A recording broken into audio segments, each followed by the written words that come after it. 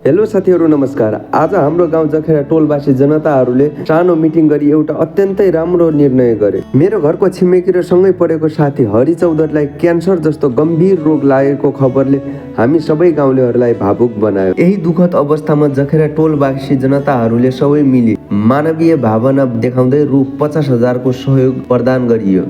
यो रकम सानो हुन सक्छ, तर यसमा मिसिएको माया, साथ, आशा र आशीर्वाद धेरै ठुलो छ। साथीहरू, तपाईँहरू यो भिडियोलाई सक्दो सेयर गरिदिनु होला। ल हामीले हजुरको स्वास्थ्यमा अब समस्या भइराखेको र तपाईँको स्वास्थ्य अब उपचारमा थुप्रै पैसा खर्च भइसक्यो। त अब हामीले अब गाउँलेको तर्फबाट तपाईँलाई स्वास्थ्य उपचारको लागि एकपटक काठमाडौँ जान नजानु, स्वास्थ्य उपचारलाई केही थोरै भए पनि गाउँलेको तर्फबाट थोरै राहत स्वरूप हामीले तपाईँलाई 50,000 टोल विकास संस्थाबाट जखेराको हाम्रै पैसा हो यो।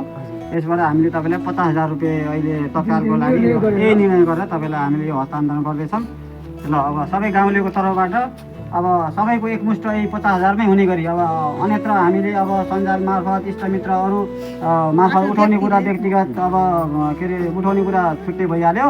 यो चाहिँ नितान्त यो टोलवासीकै हाम्रो 109 घरधुरी 10 घरधुरी कति छन् टोलवासीको तर्फबाट निर्णय गरेर हजुरलाई यो 50,000 रुपियाँ सहयोग गरेका छौँ है।